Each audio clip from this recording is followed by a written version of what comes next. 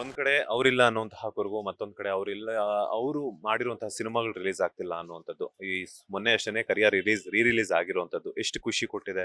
ಹಾಗೇನೆ ಅವ್ರಿಲ್ಲ ಅಂತಂದ್ರೂ ಕೂಡ ಸಾಕಷ್ಟು ತೆಲುಗು ಮತ್ತೆ ತಮಿಳಿನ ಡೈರೆಕ್ಟರ್ಸ್ ಕೂಡ ಅವರಿಗೋಸ್ಕರ ಸಿನಿಮಾ ಮಾಡಬೇಕು ಅಂತ ಹೇಳ್ಬಿಟ್ಟು 3 ಸಿನಿಮಾಗಳನ್ನ ಅನೌನ್ಸ್ ಮಾಡಿದ್ದಾರೆ ಅನ್ನುವಂತಹ ದೃಷ್ಟಿಕೋನದಿಂದ ಈಗ ಸೋಷಿಯಲ್ ಮೀಡಿಯಾದಲ್ಲಿ ಒಂದು ಸುದ್ದಿ ಹರಿದಾಡ್ತಿರುವಂತದ್ದು.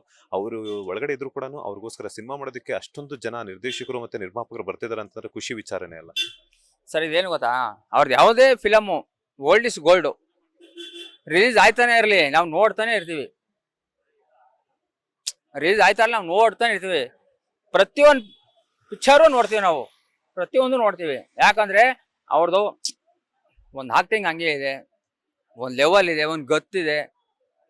ಬಟ್ ಒಂದು ಪಿಕ್ಚರ್ ಒಳಗಡೆ ಮಿನಿಮಮ್ ಒಂದು ಕಾಲರಿಂದ ಒಂದು ಅರ್ಧ ಗಂಟೆ ಬಡವ್ರಿಗೆ ಅವರು ಸಾಥ್ ಕೊಡ್ತಾರೆ. ಬಡವ್ರಿಗೆ ಆ ಫಿಲಮಲ್ಲಿ ಅವ್ರದ್ದೊಂದು ಬಡವ್ರದ್ದು ಒಂದು ಕತೆ ಮಡಗಿರ್ತಾರೆ, ಅಲ್ಲಿ ಒಂದು ಲೈನ್ ಮಡಗಿರ್ತಾರೆ ಅವರು.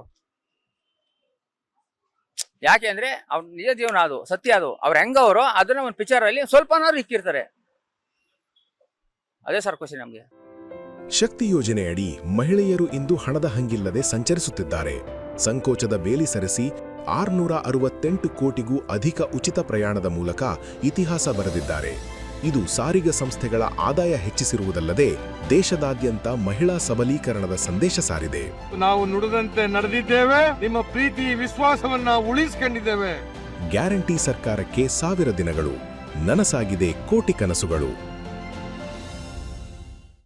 ಡೆವಿಲ್ ಸಿನಿಮಾ ಮೂಲಕ ಪೊಲಿಟಿಕಲ್ಗೆ ಬರ್ತಾರಾ ಅನ್ನುವಂಥದ್ದು ಸಾಕಷ್ಟು ಜನರಿಗೆ ಒಂದು ಕ್ವೆಶನ್ ಮಾರ್ಕ್ ಆಗಿ ಕಾಡಿದೆ. ಯಾಕಂದ್ರೆ ಅದ್ರಲ್ಲಿ ಪೊಲಿಟಿಷಿಯನ್ ಕಾಣಿಸ್ಕೊಂಡ್ರೆ, ಇನ್ ಕೇಸ್ ದರ್ಶನ್ ಅವ್ರ ರಿಯಲ್ ಲೈಫ್ ಅಲ್ಲಿ ಪೊಲಿಟಿಷಿಯನ್ ಕಾಣಿಸ್ಕೊಂಡ್ರೆ ಸಪೋರ್ಟ್ ಮಾಡ್ತಾರಾ ಅಂತ. ಪೊಲಿಟಿಷಿಯನ್ ಮಾಡೇ ಮಾಡ್ತೀವಿ ಅವ್ರನ್ನ. ಅವ್ರ ಆಚೆ ಬರಲಿ ಮಾಡೇ ಮಾಡ್ತೀವಿ. ಮಂಡ್ಯದಲ್ಲಿ ನಿಲ್ಲಿಸಿ ಮಂಡ್ಯದಲ್ಲೇ ವಿನ್ ಮಾಡ್ತೀವಿ. ನಾವು ಮಂಡ್ಯದಲ್ಲೇ ವಿನ್ ಮಾಡ್ತೀವಿ. ವಿನ್ ಮಾಡಿ ಕರ್ಕೊಂಬತ್ತೀವಿ ಅವ್ರನ್ನ.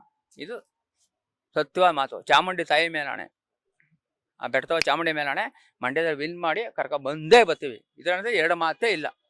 ಮಂಡ್ಯದಲ್ಲೇ ವಿನ್ ಮಾಡ್ತೀವಿ ಅವ್ರನ್ನ. ಬೆಂಗಳೂರಲ್ಲ, ಮಂಡ್ಯದಲ್ಲಿ ನಿಲ್ಲಿಸಿ ಅಲ್ಲಿ ವಿನ್ ಮಾಡ್ಕೊಂಡು ಕರ್ಕೊಂಬತ್ತೀವಿ ಅವ್ರನ್ನ. ಫೈನಲಿ ಅಭಿಮಾನಿಗಳಿಗಾಗಿರ್ಬೋದು, ಅವರು ಇಲ್ದೇ ಇರುವಂತಹ, ಈಗ ನಿಮ್ಮನ್ನೆಲ್ಲಾನು ಕೂಡ ಮನೆ ಹತ್ರ ಬಂದಿದ್ದಾರೆ. ಸೊ ನೀವು ಮನೆ ಹತ್ರ ಬಂದಿರುವಂತಹ ಒಂದು ದೃಶ್ಯಗಳನ್ನ ಅವರ ಫ್ಯಾಮಿಲಿ ಮೆಂಬರ್ಸ್ ನೋಡಿದಾಗ ಒಂಥರ ಬೇಜಾರಾಗ್ತಿರುತ್ತೆ. ಯಾಕಂತಂದ್ರೆ ಅವ್ರು ಇದ್ದಾಗ ನೋಡ್ತಿದ್ರೆ ಆನಂದವಾಗ್ತಿತ್ತು.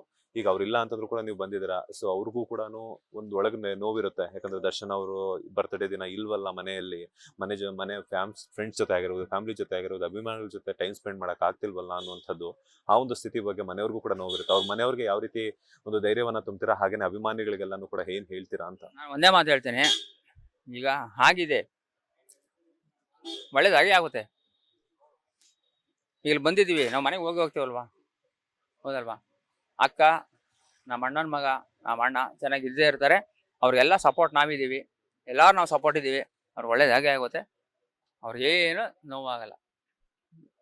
ಅಭಿಮಾನಿಗಳಿಗೆ ಏನೇ ಹೇಳ್ತಾರೆ? ಯಾಕಂತಂದ್ರೆ ಇಲ್ಲಿ ಪಕ್ಕದಲ್ಲಿ ಹಾಸ್ಪಿಟ್ಲ್ ಇದೆ, ಸಾಕಷ್ಟು ಜನ ಕೂಗಾಡುವಂಥದ್ದಾಗಿರ್ಬೋದು, ಕಿರ್ಚಾಡುವಂಥದ್ದಾಗಿರ್ಬೋದು. ಯಾಕಂದ್ರೆ ಎಲ್ಲಾ ತರ ಅಭಿಮಾನಿಗಳ ಮನಸ್ಥಿತಿ ಒಂದೇ ತರ ಇರೋದಿಲ್ಲ.